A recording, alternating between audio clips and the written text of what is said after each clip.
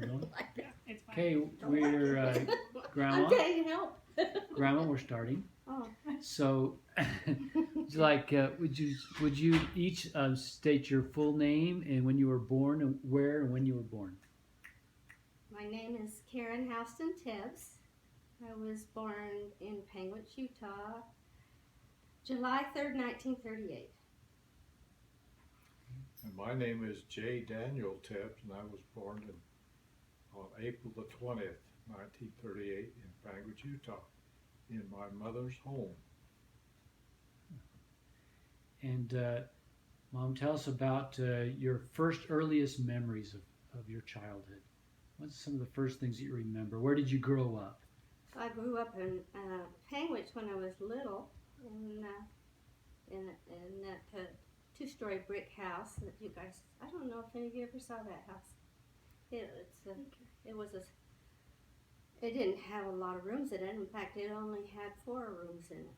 4 rooms. There was a kitchen, and then what we called a dining room, and then a living room.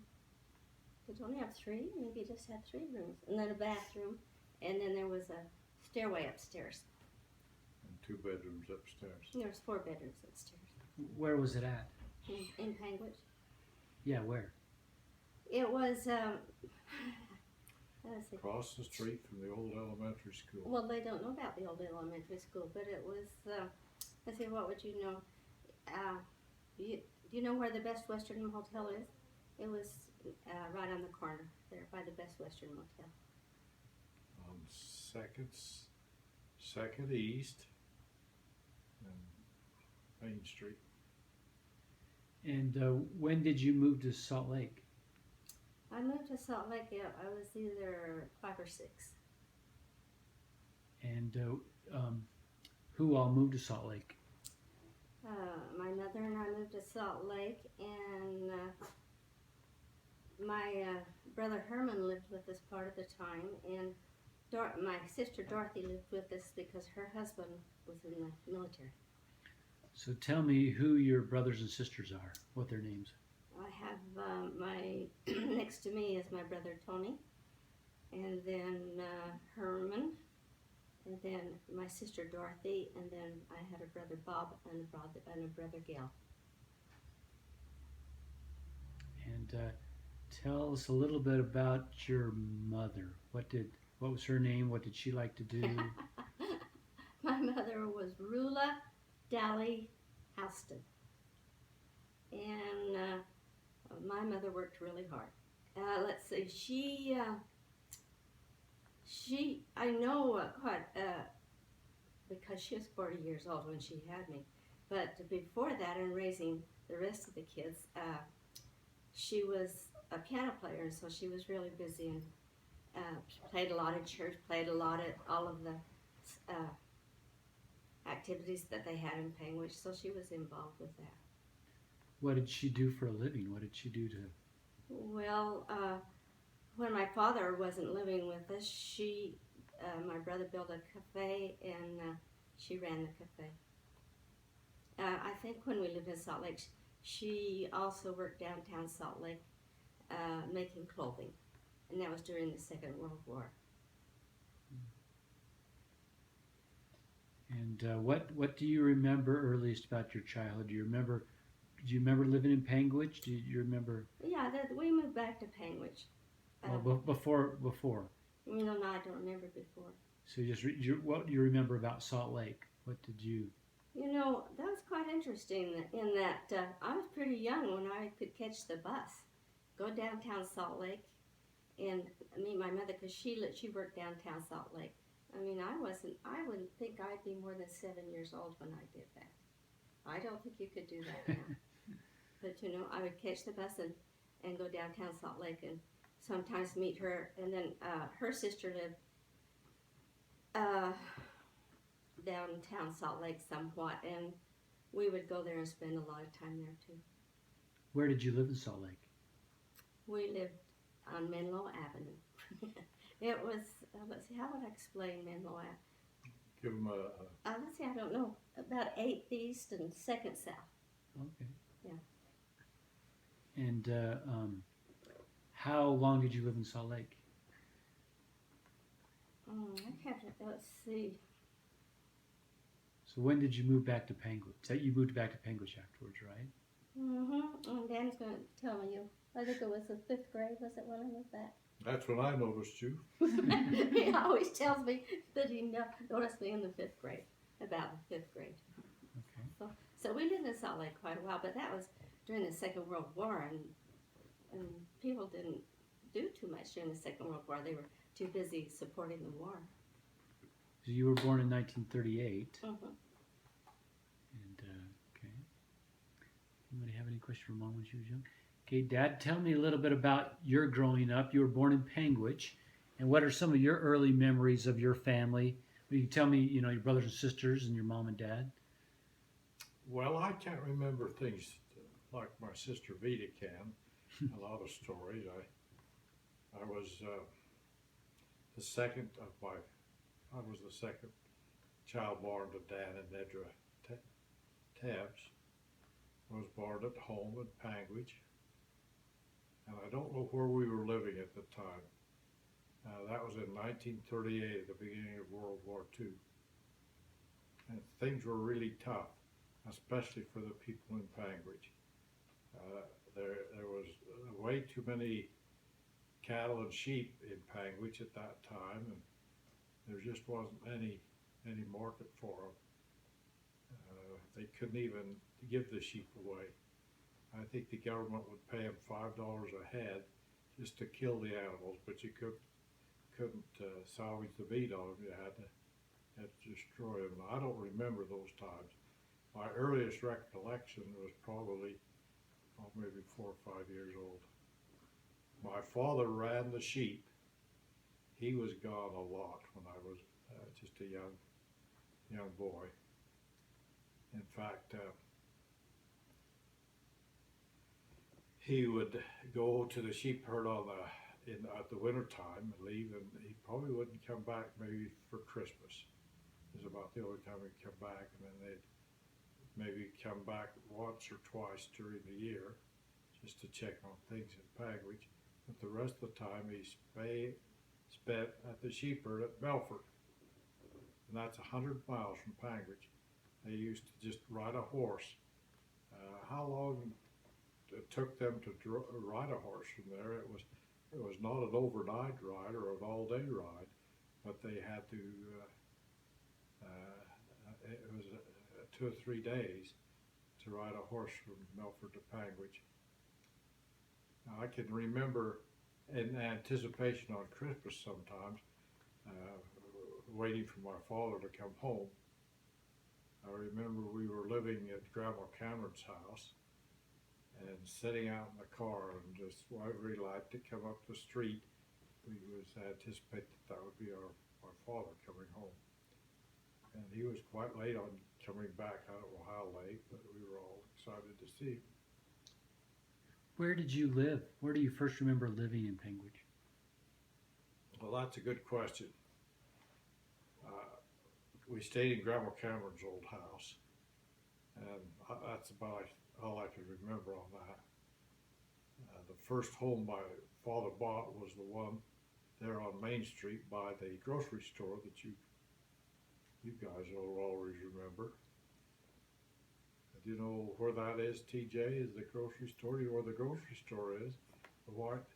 Okay, I think that the lady down there was Kevin Heaton's wife. Probably tended you in that home right there.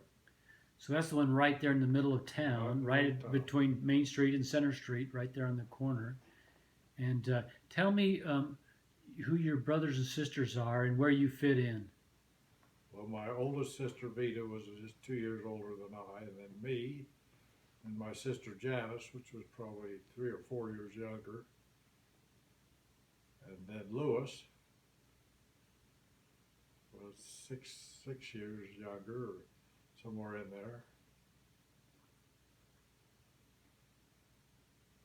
And then I had 2 younger sisters, Joyce and Cindy. I think Cindy was born while I was in high school. So tell us, back in the 30s in Panguitch, did they have cars? Did they have electricity? Did they have, those kind of, did they have Yes, television? Did they have radio? Tell us about what kind of things you saw when you were born, what it was like. Well, not when I was born. It'd have to be when I was probably 7 or 8 years old, or I can't remember anything before then. But I was born before there were any airplanes around in the skies. People had old, funny-looking cars or pickups. I remember the first car my father had a farm truck that he used in the cattle and sheep business that he was in. It was just a pickup truck. And I don't ever remember going to Salt Lake. That was a big trip when I had to go to Salt Lake to drive a car all the way up there. All day long. It was slow too. What did you guys do for shopping? Like to buy your food or to, buy your clothes? Where did you do that in Panguitch? What Well, you you do? could buy food, but we didn't buy many clothes in Panguitch. I think, but that was later on. In my situation, my mother had contacts in Salt Lake, and we always went to Salt Lake to shop. So how would you get to Salt Lake? Somebody would take us because we didn't have a car. My mother and I lived with my mother. So you would catch a ride in someone's car? Your brother. But yeah, probably the brothers, or quite a bit of the times with Dorothy and Uncle Elmer. They were good to us. So to do, like your school shopping, you would go to Salt Lake. Why did you move back to Panguitch? That's a good question. I always wondered about that, why we moved back to Panguitch. But when we moved back to Panguitch, then they built that cafe down there across the street from the elementary school. And they have what they call the Rue Mill Cafe. It was Rula and Mildred's, so it was Rue Mill Cafe. And those ladies knew how to cook. They were really good. Did you work? Oh, yes. In my house, they had a buzzer. And I was only 8 or 10 years old, and when they got swamped, I had to go to work. Even if I was just cleaning up the tables and helping with the dishes and stuff, but they would ring the buzzer for me to come to work. Oh, you had the buzzer from the cafe back into your house? Into the house, yeah. It was quite funny. I think they were really glad when I got old enough to be some real help. So you were there with your mom, but tell us about your father. Where was he? What was your relationship with him? Oh my goodness, my father was an alcoholic, and by the time I came along, he wasn't living too much with my mother, and I didn't see him a lot. I don't have really any real memories of him. A few memories when he came around, but not many. How old were you when your father passed away? It might have been 12. And tell me, were you happy to move back to Panguitch? What was your experience like living? Oh, I was really young. I guess I was okay with it because when I lived in Salt Lake with my mother and I was really young,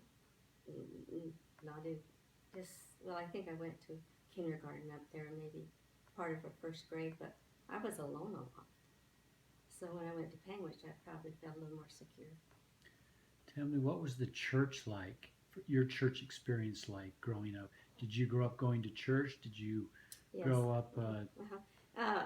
In Salt Lake, we didn't have a car, my mother and I. So we had to walk probably 5 or 6 blocks to go to church. But we went to church there. Now, when I was baptized in the tabernacle in the basement. In Salt Lake? Mhm. Oh, and who baptized you, do you know? One of the nice men baptized me. Yeah, that was a good experience for me. Dad, what was your church experience? Was your family active in the church when you were growing up? Did you go to church or? Well, my father was not active while I was growing up. He was gone most of the time, summer and winter. He would come back during the summer, but even then, he was so busy with the farm work that he didn't go to church. I don't ever remember going to church until after he was called to be in the bishopric, and that changed his life when he was called to be in the bishopric. And he was been active since that time. How old were you when that happened? So I was probably in the 5th or 6th grade. I don't know what that made me, 8 and 6 or 6 and 8, 10. 10 or something like that. I didn't like it either because my friends started to, when my father would put in as bishop, they started to call me bishop. I didn't like that nickname. So back then, did they have mutual? Did they have a young men, young women's program? Were you ordained a deacon when you were 12? What was your experience like? Well, I was ordained a deacon when I was 12. That was because my father was active then, but before that, I don't know whether they had anything. I know later on in my teenagers' years, we went to church with a priesthood meeting, then you had an hour break, and then you went back for Sunday school meetings, and then you had another break, and we used to go up to the canal and go swimming on Sunday, and then come back and they'd have sacrament meeting in the evening, all day long. Stuff. We improvised a lot of things that we did. So what did you do when you were young to help out around the farm or around? Were you asked to? Did you milk a cow? Did you haul hay? Did you change water? What was your responsibilities growing up? I was giving assignments as I was growing up. Now, it'd be pretty hard for TJ to go milk a cow because it's hard to get the milk out of a cow, even if the cow will hold still. So I didn't milk a cow on that, but when I got a little bit older, maybe this Mark's age of 10, and that age over there, I milked a cow before school, morning and night. We sold the milk, and that's how I earned some of my spending money. Did you ever have to go to Milford with your dad or to the farm or the ranch, or was he mostly do that on his own? Well, when I got old enough to help with the chores, he How had old? livestock there in Panguitch, and I used to take the truck and drive down to the old Side Hill farm that we had. I was probably 14 years old. I remember the highway patrolman used to turn around and follow me down at the farm to see where I was going. And he never did stop me or anything because he knew what I was doing. It was just going down there to feed the sheep or the cattle down there.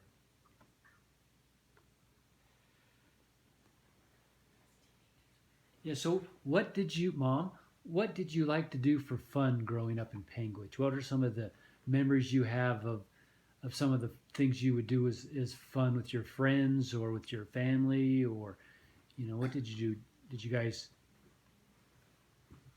Well, we just got together and played. We, like Dan said, we climbed the trees and we played hopscotch and we those kind of things.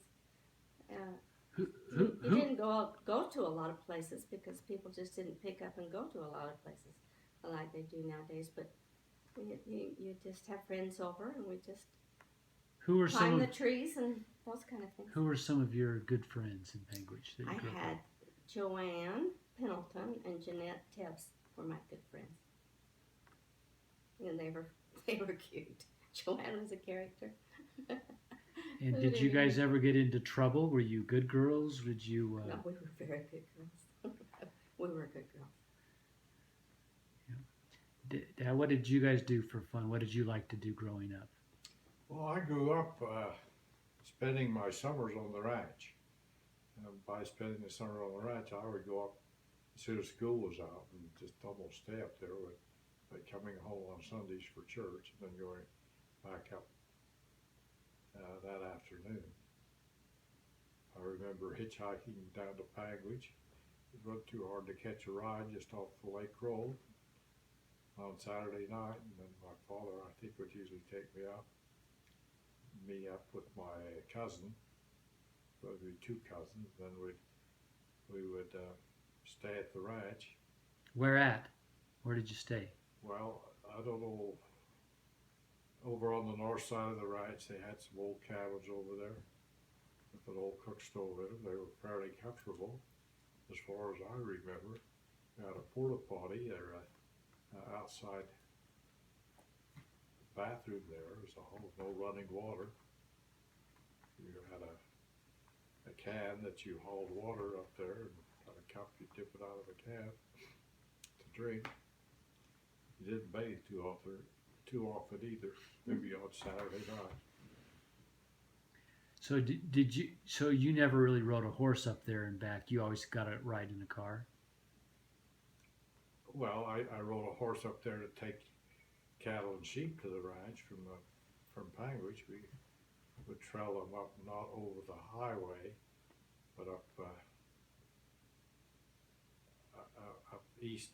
west of north and west of Panguitch Creek on the other side of it. It was an all-day trip from our farms in Panguitch to the ranch. What did you raise at the ranch? What did you Well, use it was a to? livestock operation. Like what kind of livestock? It was mainly sheep. My father had some cattle, but he had a hired man that did manage the sheep. Is what were your responsibilities when you'd go up there? What did you do? Well, the irrigation of the ranch, there were two ditches up there. One was on the north side and one was on the south side. My father's property was on the south side, so I tended the water on the south side, which we term as bluegrass. And it was a lot harder to turn the water over there than it was on the north side, for my cousin Richard had the responsibility to turn the water over there. And we did that pretty much all summer long. So, tell me about school, Mom. What were your favorite classes in school? What did you like about, did you enjoy school? Tell me about your memories of school. Well, when I first started school, we lived in Salt Lake, and I had to walk. I had to walk by myself 4 or 5 blocks to school, and then I went there, and that's where I started school. Then later on, when I moved back down to Panguitch, I don't remember how old I was when we moved back there. Might have been 10 or 11. But the house that we had in Panguitch was just across the street from the school. So I liked that a whole lot. It's a lot better and a lot more comfortable than to be alone there in Salt Lake and walk there by myself. What kind of things did you do in high school? Were you involved in sports? Did you do dancing? Did you do cheerlead? What kind of things did you do? All of those. Yeah. In Panguitch there were not a lot of kids, so you had quite a bit of time to be involved in things. Got to be able to do things. Yes, I was a cheerleader, and Dan was the great basketball player. That was fun. I'm impressed. So, Dad, what? Tell me about high school or about schooling for you. Was that something that was important to your family, or did you just did you do all right in school, or what kind of things what kind of activities did you do? Well, I can't remember too much in my early, like the first or second grade, but I remember my first grade teacher was Mrs. Gardner, and my mother told me several times there that Mrs. Gardner said that she didn't think she could ever teach me to read. didn't think I'd ever be able to read. So I was self-conscious about reading and spelling and that. So I didn't excel too much in school until I got to be in the 5th grade or 6th grade. Then I discovered mathematics, and I was a pretty good math student back in those days. That's the way I got through math. That's how I discovered Dan. Ooh. So tell me Good help. about when, how old were you guys when people started to have boyfriends and girlfriends? When did you notice each other? You know, how did you guys meet? Tell me about your perspective of When that. Dan got his driver's license. That worked out pretty good. But I mean, you he knew just each other. showed up, and he was great. Okay, Dad, tell me about your experience with Mom and how, what you remember about how you guys got together. Well, I fell in love with Karen in the 5th grade when she moved back. She's the cutest thing I'd ever seen. But they had 2 5th grade classes, and she was in one and I was in the other. And I don't think Karen even knew who I was back in those It days. wasn't until we got into algebra.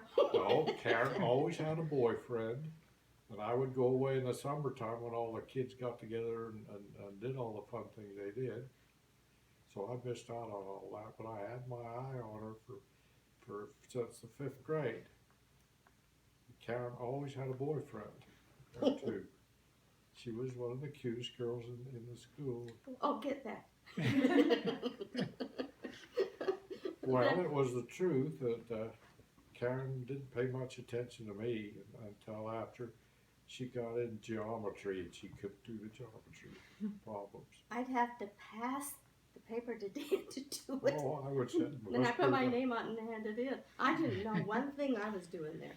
That's for sure. George Cooper said that on Karen that if she had quit talking, he'd kick her through the door if it wasn't for the damage that he'd do to the door. Well, I I was never a had nice any of girl. that happen. But I was not a good student. I was not a good student. Oh, yes, you for were. Karen. Everybody loved you. Well, that's because I tried hard at school and I didn't goof around too much, and I always had chores that I had to do and I was responsible. But it's the truth. Karen noticed me after I got my driver's license, and the boys that were 2 years older than her had graduated and went away to work or school. There wasn't any other boys to date, so she'd date me. How old were you when you guys first started dating, where you first kind of started to like each other? Tell I us. think 16. When the driver's license came. You don't know how important that was. Well, it sounded like No, you. and then also we were in algebra. I said it was in that geometry class, because she could do those geometry problems worth a dollar. And I still can't. She had no idea how to do it. But she was quite receptive to have me help her. So what kind of things did you do on dates when you would go out on it? Would you ask her on a date? Would you guys go out and do things on the town? Did you go to the dances? Did you do other things? What did you do? Well, I don't know. I think maybe I had more money than Karen did, but it seemed like to me, if I had asked her to go to the show, she would always say that she'd buy her own ticket, which I let her do, because you could go to the booby in Panguitch for 14 cents. That But I was don't one of- know. But we didn't have any money usually. No, there wasn't a lot of money around. We had chickens. My family did, and I used to have to gather the eggs, and tend the chicken, and candle them, and we'd take them down to the store and we'd trade them in for script. That was the grocery stores would say, okay, we'll buy the eggs, but we can't give you cash for them, but we'll give you script for that we have for our grocery store, and then you could redeem it back to the grocery store to buy other things they had in the grocery store. And in Panguitch, they had what, 1, 2, 3, I think 3 grocery stores there on Main Street, maybe 4. So there was, you know, there was usually a clothing place where you could buy Levi's and socks and stuff like that. So, when did you guys decide that you would like each other and that you started to date? When Dan got his driver's license, So- I told you. So, but was that something then you guys just only dated each other? Did you still Pretty date other much. people? Pretty much after that. Well, when we started dating, you bet I was quite excited about Karen. And Dan was the hero But I in had high my school. eye on her from the 5th grade is when I fell in love with her. Oh, that was. I remember walking, being a shy boy, you didn't dare talk to girls, especially the ones that you thought you liked. And my brother, little brother, who was, what, 4 or 5 years younger than I was, we were walking home from the show one night, and he detected right off the bat that I was quite interested in Karen. And I was so embarrassed, I didn't know what to do. So then, at around 16, when you got your driver's license, you guys started to date. But you didn't date all the time, did you? Yeah. I mean, did you guys see each other? Oh, we saw each other a lot. When I was able to take our car, we used to just drive around. Boy, Karen would sit awfully close to me. and hardly, well, there was just she and I in the front seat of the car. And she sat really close too, and I could put my arm around her. Well, he was a pretty good boy. So, tell me about high school. What did you do in high school? Did you play sports? What were you involved with the student government? What were some of the things you did in high school? Well, Pine Ridge High School was not a very big high school, and our class was one of the smallest classes they had. In fact, there were only less than 10 boys in my graduating class. And by the time I got older, I got over some of my reading problems, and well, I still can't read very good, and spelling problems. I was not a really good student, but I think the teachers respected me more of my reputation of my family, my father. During those school years, later on, my father was the bishop. He was the mayor of the city, and he was also, later on, he's a representative of the state of Utah in 2 legislature terms. Tell me about your athletic, your sports teams that you played on. I could throw a rock pretty straight, and most of those sports they played during the time you went to school, but baseball was one that the kids played during the summertime. So I was not a real good baseball player, but I threw enough rocks to where I could throw a rock hard. I remember when I was 16, the year the class ahead of me, there were only 2 or 3 boys that were athletic. In the class behind me, there was a whole bunch of boys that were athletic. We went down and try out for baseball, and I don't know where I was, but I was out in their shortstop. And they hit a grounder over there, and I picked it up, threw it to first base. And my coach, Val Church, decided, hey, you'd make a good third baseman. So I played third base, and when I didn't play that, I pitched. The little schools that we played against, there were a few times that we had I never did get a no-hitter, but we had a shutout a couple of games. And we were one of the stronger teams. We played a lot of weaker teams. You'd win maybe 15-0 or something like that.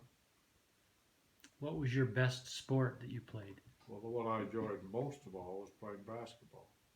I wanted to be a basketball player.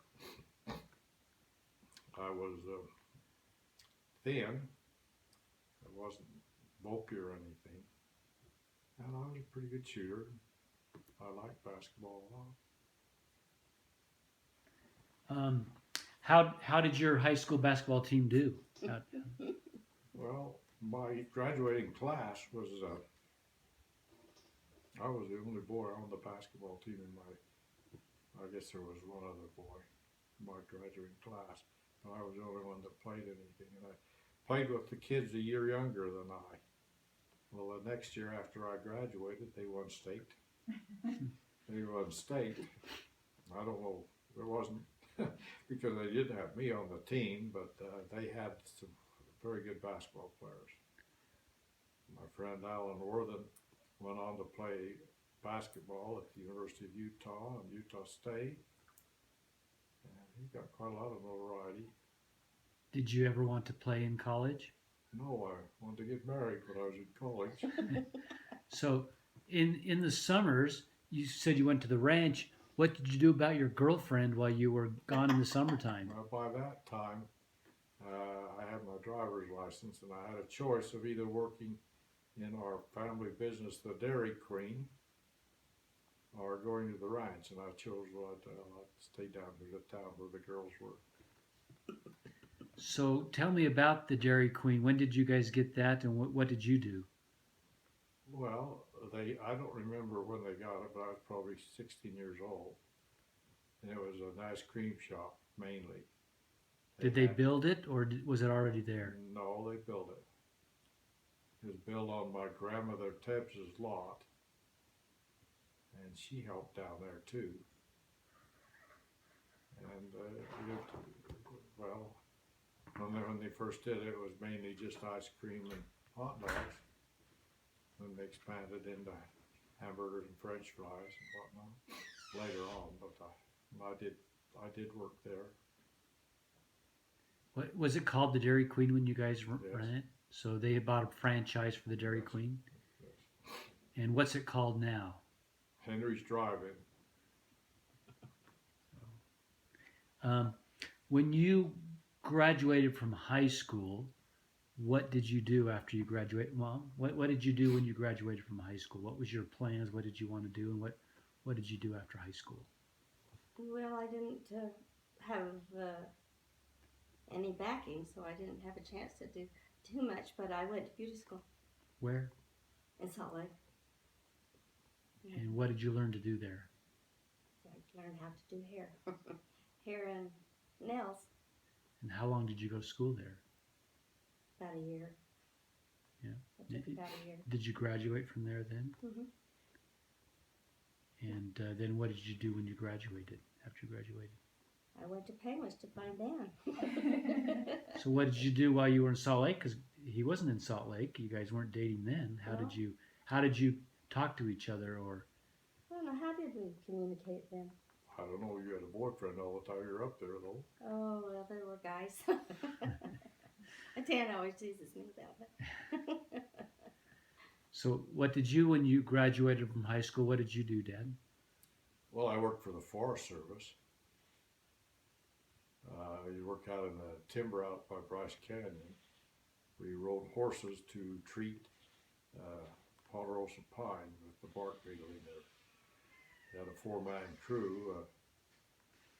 One man was the supervisor or the leader, and you had another one that just took care of the chainsaw to cut the trees down. And they had one guy that just carried a spray rod. That was a soft job. I had to work into that. And the other one that I had to pack the chemicals up on. It was just 4 cans of chemicals on each of 2 horses. So that when they find a tree that had bark beetles in it, they'd cut the tree down and then you'd spray it to kill the bugs in it. How long did you work for the Forest Service? 2 summers. And so you worked after you graduated that first summer. And then what did you do in the fall? What did you do after? I went to school at BYU. So your first year you went to BYU. And what did you study? Very little. No, I knew I wanted to be an electrical engineer. I made that choice quite early. And BYU didn't have an accredited school. And I don't know whether I knew enough about that when I decided to go to BYU or not, Why did you want to go to BYU? because that's That's where just everybody where, went. where the kids all went. So how long did you study at BYU? I studied 1 year at BYU, and then Karen and I were married the fall next year. I transferred over to Cedar City. I was a pretty good student at Cedar City. We were in engineering classes. I got interested in mathematics and running a slide rule. I got to be really good in slide rule, but I never did take a slide rule class. And I got ready to graduate, and they found out I was 1 credit shy. And they said, well, we think you need to get your associate degree out of Cedar City. And I think the easiest way to do it, you learn to run a slide rule on your own. We'll give you a test on the slide rule. And if you pass, then we'll give you let you graduate. Well, that was a piece of cake for me because I was probably one of the better kids in the engineering classes on the slide rule. So it was easy for me to pass that. So I'm going to ask you about when you got engaged and how that happened. And Mom, I'm going to start with you. What was your side of the story on how Dad proposed to you and when you guys decided to get married? Do you remember that? Well, by that time we'd spent some time apart, and we knew we didn't want to do that, huh, Dad? Let's see. What can I say about that? Were We you in just Salt decided- Lake?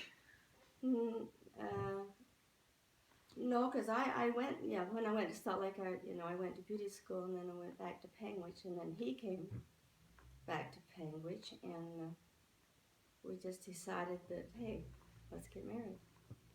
Well, it wasn't quite that easy. We were, I think we knew we were interested in marriage quite early. The year that I was second year I was in college, we were both going to school over to Cedar. And at Thanksgiving time, we went down to St. George, where my grandmother lived, had dinner down there, and we told Dan and Nedra that we wanted to get married. And they didn't tell us no, so we did. Oh, yeah, we're quite surprised We they got said we married in could. December. So when did you get engaged? Well, in In this Thanksgiving time. Thanksgiving, I guess. You got married in a month? Yeah. Well, we had knew we wanted to go to school. I always said that Karen said, marry me, and I'll put you through school because I'll do hair and put you through school. Well, that didn't last. That didn't last, and then you came. So what day were you married? December the 28th Where at? in the St. George Temple. Forever. For a long time ago. Was anybody else married then? My sister Vita and her husband were married at the same time. So, Oh, that's right. so you guys got married the same day at the temple and the Yes. thing. So did they have receptions back then? Did they do parties afterwards? What did you do? They didn't have parties after. The women, they had they called it a trousseau tea. It was like in the afternoon, and the other women came, and you put out your trousseau kind of things. There wasn't too much to do about it. That was what they did in Panguitch. And did they take honeymoon trips? Did you do things like that? Or Sure, we went to Las Vegas for 3 days, 2 nights. And we were too young to even get in Las Vegas. Things at how old were you when you got married? 19. Yeah. And then, so after you got married, where did you live? We lived in Cedar. After the holidays were over, we had an apartment there in Cedar City, and I went to school. Karen worked.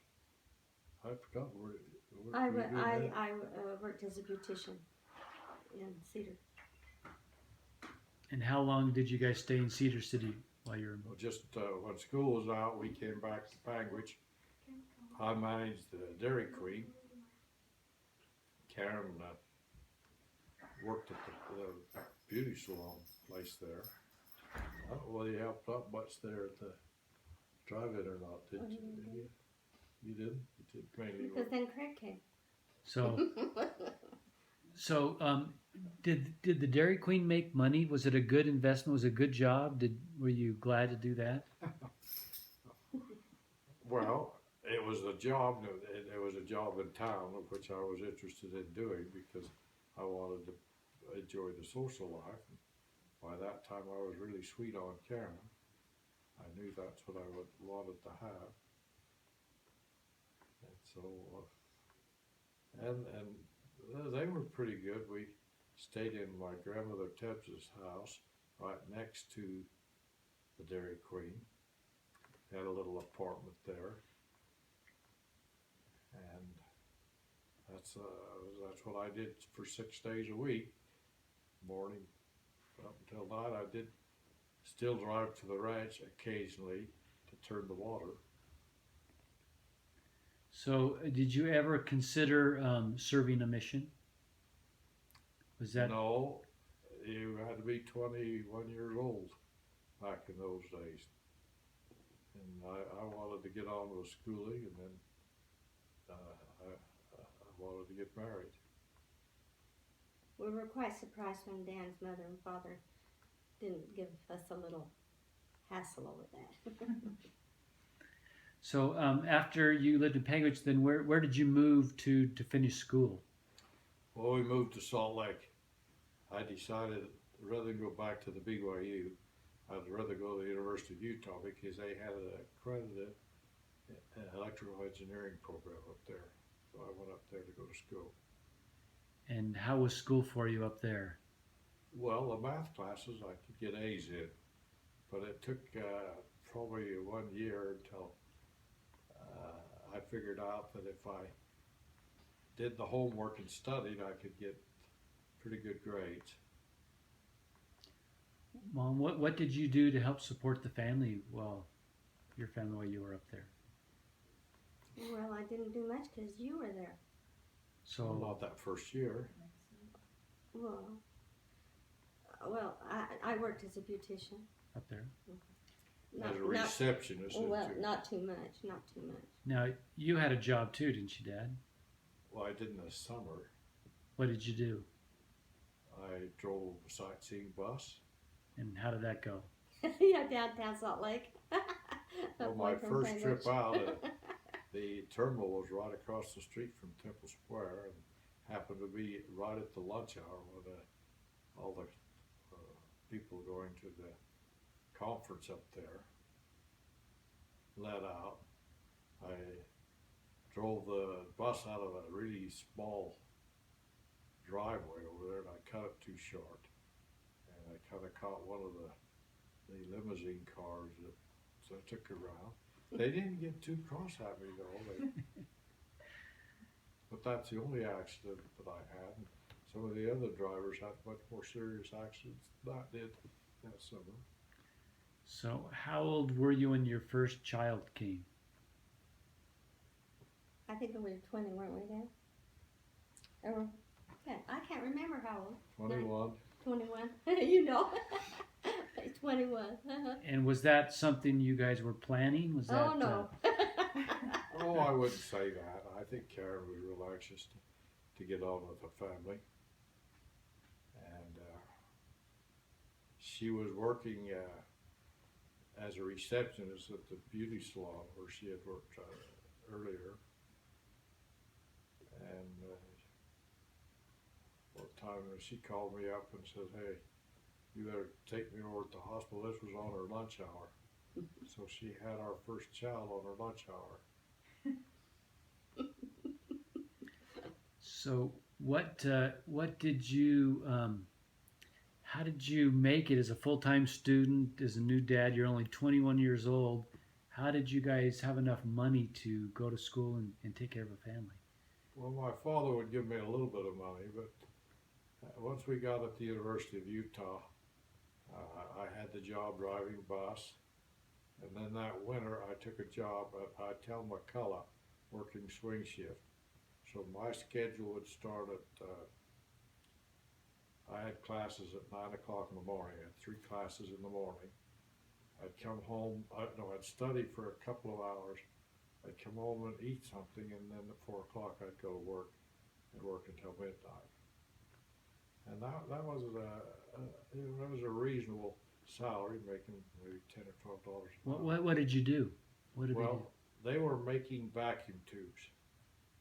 And I don't know if any of you know what a vacuum tube is. Like they used to use in the radios, but they were not the electronic ones. They were the power tubes that they'd use for transmitting electrical signals. And they had an assembly line up there with some stuff to assemble it. One thing you had to do is you had to put the plate and the cathodes in there to generate the electrons, and the grid in there to control them, and then you had to take the air out of the vacuum tube so they wouldn't burn up. And that was what my job was. I worked on one of the vacuum pumps. It was a big round table that just kept rotating around there, and you had a manifold on it. I don't remember whether it was 6 vacuum tubes or 8 vacuum tubes, and they didn't like you to stop that thing to catch up on it. And it took a fair amount of skill to they used a acetylene torch to melt the glass and glue it to the manifold that would suck the air out of it, and then when they would go through an oven that would bake it out and get rid of the oxygen that was left in it. So how long did you work there for your whole time? You worked at you went to school at the Well, that was my plan, but my senior year they laid us off. They shut the plant down, and I had unemployment, and we were starting to interview for jobs, and I knew I was going to graduate in the spring. We had unemployment for maybe 3 or 4 months. Then they decided, well, you're not really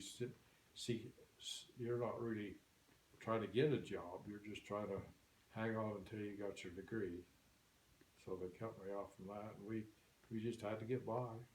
So, Mom, what did you do in Salt Lake, kind of by yourself with a new baby? How did you get along? How was that for you? Well, you and we had a good time.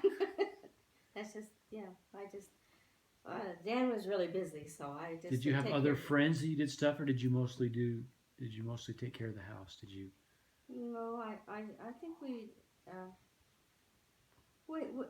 had friends, but mainly just involved in the house and taking care of you. Did you continue to work after you had your first baby, or did you stay home? No, she's had another baby. No, gosh, no. You and Susan were too close to do anything. Great surprise.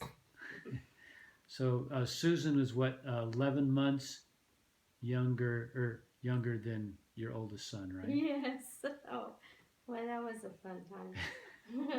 I remember my mother came to help us, and when she left, I thought, oh my word, what am I going to do? Because your dad was working and going to school, so I had that by myself. So you had 2 babies. Yes.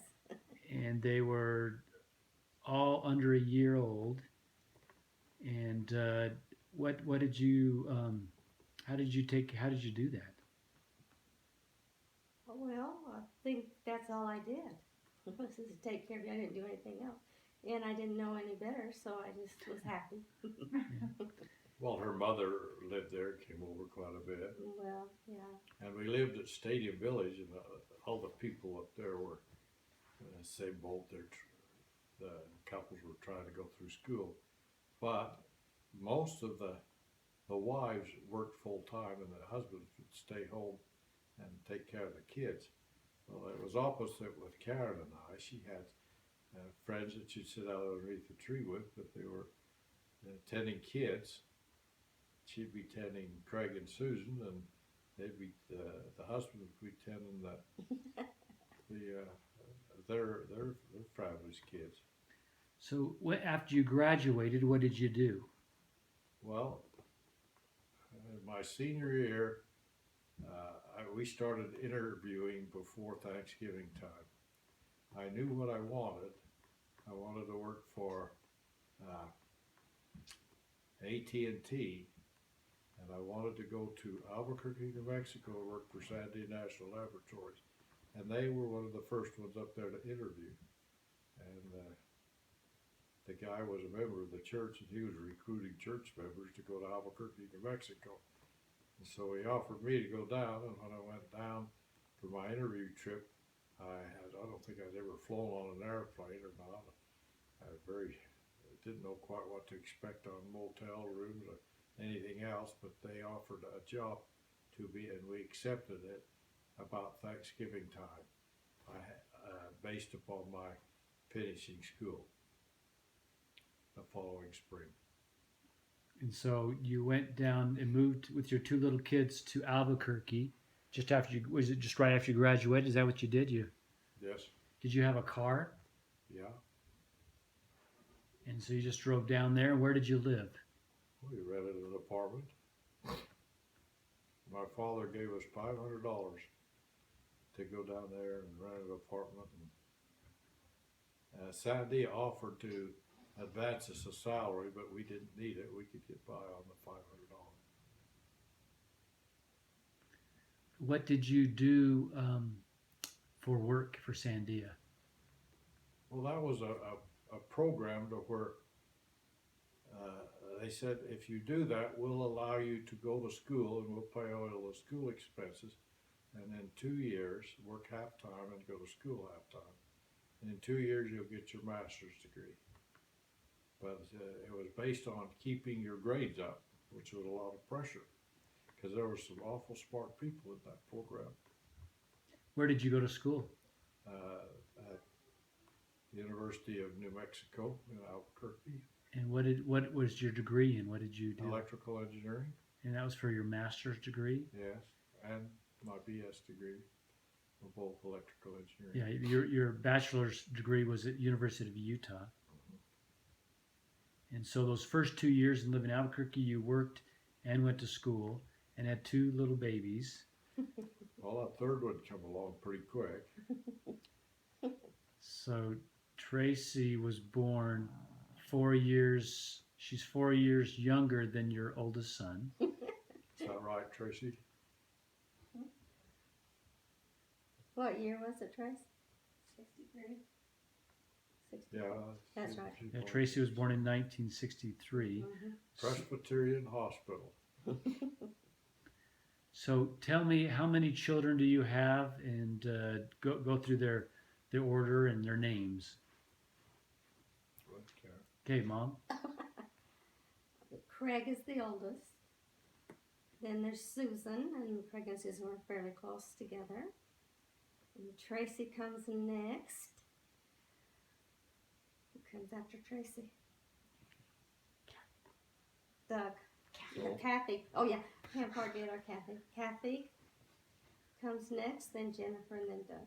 So you had 6 children. Yes. And what are the differences age between your oldest and your youngest? Oh. So I think there's 19 years, is that right? Between Craig and Doug, there's 19 years. Is there really? Hey.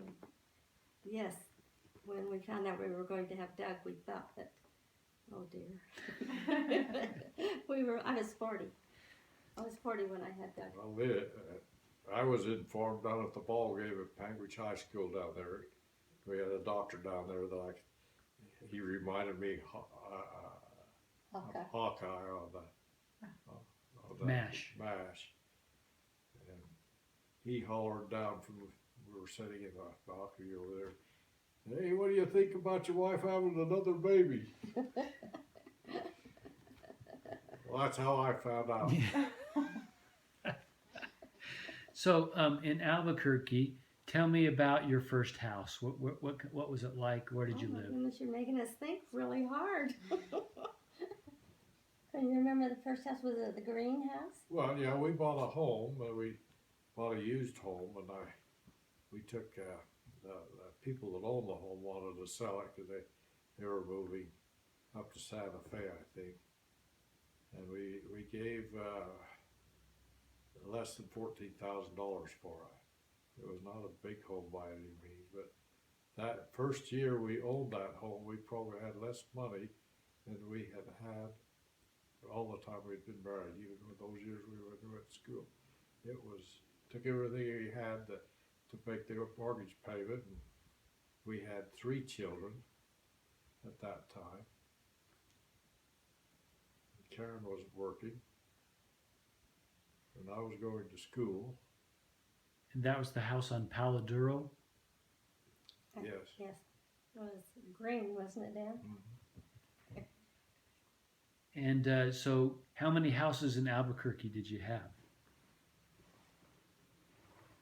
I think we had 3. Well, we bought 3 homes, but we had 3 different apartments going to school when we first got there. How long did you live in Albuquerque for?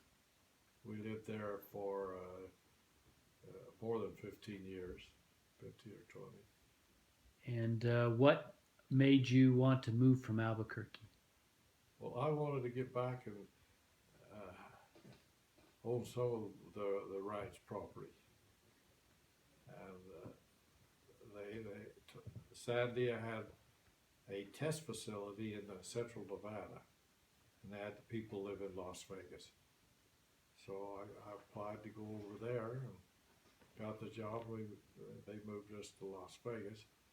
We bought a house, but we never lived in it. We rented it out. Well, we did too. I kept a bedroom out of it. And I would go down from Panguitch to Las Vegas, and we'd work 4 days out at the test site. We flew from Las Vegas to the test site. It was about an hour, maybe an hour and a half flight. You'd fly out early in the morning and you'd fly back at night. And you said your family didn't live down in Las Vegas? Where did they live? Well, at the same time, my mother and father decided they wanted to go on a mission. My grandmother Cameron was living in a little house next to my mother and father's home, and Karen volunteered if they let us live in the home, that she would help take care of Grandma Cameron's, and so it worked out good for Dan and Nedra, my mother and father, so they could go on a mission. And they went to Australia, didn't they, Craig? To Adelaide, yeah. And so if you worked in Las Vegas, how did you live in Panguitch? Well, I would commute once a week to Las Vegas. Most of the time I'd go down the night before, turn the water at the ranch, sometimes at 8 o'clock at night, and drive down to Las Vegas. And, we had some interesting living arrangements down there, but I won't go into those. You know, I was there for maybe one night, then I'd put in my 4-day a week. That's all they worked, and then I would fly back into Las Vegas, and I'd get in the car and drive home. And I'd be up to Panguitch for three days. I guess 3 nights if you count the night I drove home on, and get up there about maybe 11 o'clock at night or 10:30. And in the meantime, Karen had all these kids, and she was pretty well strapped. But she was also the Relief Society president. She was having a great time. So, Mon, tell us about that calling to be in the Relief Society. Who did you serve with? Who was your? Oh my goodness, Do you remember who you that's served a long with? time ago. I've been a Relief Society president a lot. I can't remember who they were. Who was did what was your who- bishop's name? Boy, I have not thought about that, Craig, for a long time. Was it You know, John? Oh, that was the John Yardley time. That was an experience, yes. That was the John Yardley time. Yeah. It was. And so you were called to be the Relief Society president. Your husband was gone 4 days a week working, and you had 4 children. Yes. Well, why'd they ever ask me to do that? I don't know. Did you enjoy that? Was that fun? Oh, yeah, it was fun for me. I did enjoy it. It's a creative position. You have to be able to teach and do things like that. And So how long did you guys live in Panguitch? How long did we live in Paris? Do you know? Oh, 3 or 4 3 or years. 4 years. Yeah. And you had Jennifer and Doug in Panguitch. They were born in Panguitch. Mm-hmm. And then Karen said, "I'm not going to live like this anymore." So we made arrangements to rent a place in Las Vegas and moved down there. Still managed the ranch, but spent a lot of time in the summers up there. Karen would come up with the kids, stay. I don't think you stayed many summers in Las Vegas, did you, Karen? No, I think we were up there. And what did you do in Las Vegas, Mom? Now you went to school and got a degree. What did you get your degree in? Elementary education. And what did you do after you got your degree? Well, she didn't get her degree in Las Vegas. She got it in Albuquerque before we ever left there. Her teaching certificate. She taught a couple of years in Albuquerque too. I can't remember all of that. And then you taught school in Las Vegas. Mm-hmm. How long did you teach school for? Do you know? Do you remember? Is it 10 years? I don't know. Well, that was later on. After we had moved out of Panguitch and moved back to Las Vegas. Las Vegas. Built a home, and Karen got a job teaching No, school. I taught longer than 10 years. I can't remember exactly how many years I did teach. You taught elementary. Mm-hmm. You Kindergarten retired, for second. you third. retired after 17 years of teaching. Oh. So I'm very happy about that because I like that they keep sending me a check. So what did you guys do when you retired? We went on a mission. Tell me about. Well, not exactly. I retired before Karen did. She was still teaching school in Las Vegas, so I would reverse my schedule. Monday morning I would go to the ranch and start the farming and ranching up there, and then Karen, I'd come back on Friday night. We'd spend Friday night, Saturday, and then Sunday, and then I'd go back to the ranch. During the summers, of course, the winters were not. I didn't make the trips to Panguitch that often. How old were you when you retired? I was 59 and a half, maybe. Or maybe I was 62. 61. Yeah. Mm-hmm. And so after both of you retired, did you stay in Las Vegas, or did you move? We did while Karen continued teaching. I wanted to get the retirement, so they had me teach a little bit longer. We had Doug and Jennifer and Kathy. And I think Kathy was 6th grade, wasn't she? Mm-hmm. Do you know Tracy? So Doug and Jenny both graduated from high school in Las Vegas, Yes. and then after that, so if you had Doug when you were 40, you guys would have been 58 when Doug graduated, and then so if you worked a few years there, then in your 60s, you guys retired, and did you move back to Panguitch? No, we stayed there. Even after you retired? Not after yeah. You know, we built a nice home there in Las Vegas before I retired. In fact, we sold it and bought another home. We had a lot of houses there, didn't Not we? all the homes. About 4. I So think. tell me about your decision to serve a mission. What prompted you to serve a mission, Mom? I think your dad felt guilty that he didn't go on a mission before we were married. And I think he wanted to do that. So I got to go. No, that wasn't true. Exactly. We just decided we needed to go on a mission. So when I finally decided Well, I'm not going to tell the church where I wanted to go, but I would go and do whatever they asked me to do. We went on a mission. Where did you go? We went to Rancho Cucamonga. Rancho In Southern Cucamonga, California? Mhm. And what did you do on your mission, Mom? What kind of mission was it? We were at the Institute.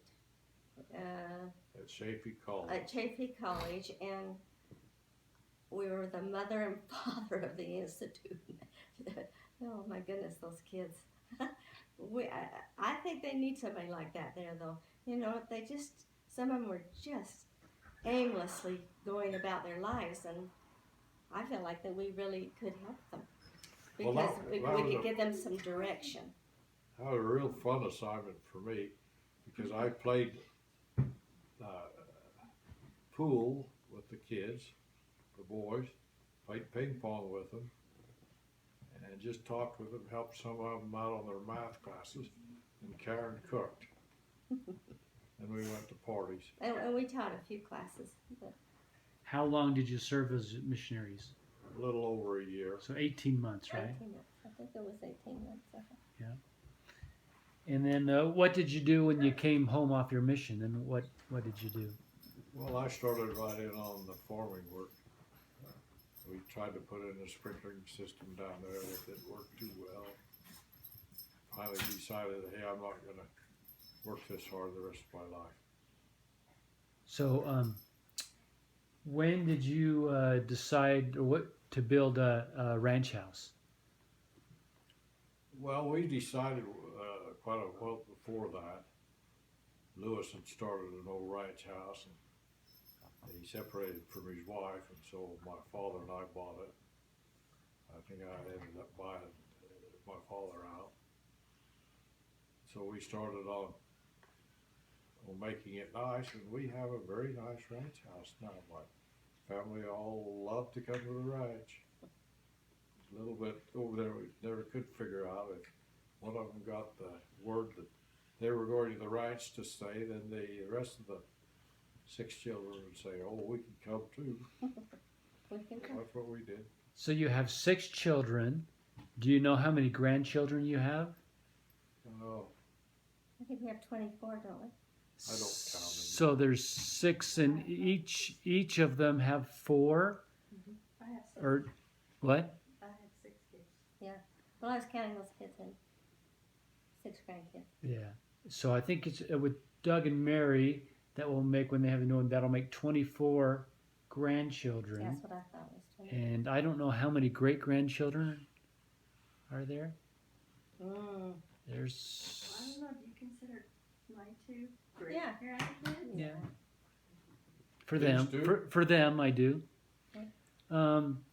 So as we get ready to kind of close this, I want you to be thinking about your testimony, what the church means to you, and how that's had an influence in your life, and then I'd like to have you close with your testimony. Oh my. Well, we've worked in the church a lot, but Dan and I both had quite a bit of responsibility, quite a bit of being in charge, more than we needed to. And of course, we love the church. We're grateful for it. It's our life. Tell me about your service at the Penguins Lake branch. And Dan was. Were you the first? Yeah, you were the first No, branch president. in the new building, no. Oh no, you weren't. Second. Oh no, but I was the Relief Society president for a really long time. Branch. I don't know how long. Do you remember how long? 10 years, you Or said. 10 years. Yeah. At least 10 years. And tell me, if you just want to kind of close off, would you share with me your testimony and your feelings about the church and what it means to your Sure. family and things? Well, that is our life.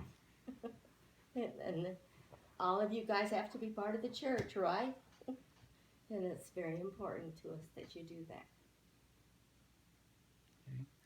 Dad, what you just kind of share with me your feelings of your family, of the church, and put that in perspective, and then your testimony. Well, I love my family and all the grandchildren very, very much. and I'm very happy with them too. But I'm going to share. I don't know whether I ever, prior to an event that occurred while I was first, after I retired and living at the ranch and trying to get things going. I was attending a Sunday school class. I had a Sunday school teacher that was teaching us the Book of Mormon. And I started to read the Book of Mormon, but I needed something physically to happen to me. Now, don't pray for things to happen to you just to gain your testimony, but I was kind of praying that way. One trip to Panguitch, I drove up there, and it was a cold, windy week up there. In fact, it was so cold, the only place I could get warm was laying in the bed up there with the blankets up around me. Thinking about my testimony, I didn't think too much about it, but I was thinking about, hey, I need to get serious on the church. So after it warmed up, I went back to work, and then on Friday night when I get ready to go to Las Vegas the next day, I couldn't find my billfold anywhere. I couldn't think where it was at. I tried, and I spent at least Friday night and then most of Saturday trying to figure out where it was. But Friday night late, I decided, well, it says to pray about things, and it'd give you inspiration where it was at. I remember getting on my hands and my knees and praying that I would be guided to at least where that billfold could be. I didn't have a lot of money in it, but I had my temple recommend and my other papers, and I didn't want to go through the hassle of having to get that. I remember getting up from that prayer. I'd been thinking about where I could have lost it for 12 hours at least. The thought came in my mind and the impression came in mind, don't worry about it, I'll show you where it is in the morning. I couldn't hardly accept that. I would try to think about it, but the thought keep coming back, don't worry, I'll show you where it is in the morning. So the next morning, I got up early before sunrise. I drove back down to the farm where I'd been working and started to walk along the ditches. I'd been plowing the ditches. Across the first one, nothing happened, but on the second one, I stepped on something. I couldn't raise my foot up. So I without raising my foot, I just went down to where I met the ground. I scraped out about, maybe an inch or two of dirt, and there was my wallet underneath it. I'd stepped on it. And that really affected me over there on how I felt about it. Not so much as I found my billfold, but the comforting feeling that I had that the next morning I would be shown where it would be at. And then I kind of decided that we should go on a mission. Yeah. Did I ever tell you that story, Craig? Mm-hmm. Well, that's what happened to it anyway, and that's kind of why we decided on a mission. Hey, we better get a little more serious about the church. Oh, we've always been serious about church. And just as you quickly, just tell me how you guys have grown together as a couple over the years. You've had lots of experiences and lots of things, and just tell me. I think we got along really well because we didn't always live together. No, Grandpa's always taking great care of me. I like that. Well, that's a little true over there. We spent a lot of time separated there when I was working out of Las Vegas. But I met her in the 5th grade. I thought she was the cutest thing that I'd ever seen. Natalie, I still feel that way. She's the cutest thing I've ever seen. And we're great friends. We like to be with each other. Yeah, but I like to be taken care of. And how long have you been married for? Oh dear. For nearly 60 years. 59. 59 years. Oh my It'll be word. 60 years. Oh my in word. Do you know December. how old we are? Oh, do you know how old we are, Nana? 79? 78. 78. We're almost 80 years old. I said to Dan, oh my word, we're we're almost 80 years old. I thought 80-year-old people were really old. So, is there any advice you'd like to give your children? Well, our children, I think, are all better than I am. Maybe they better give me some.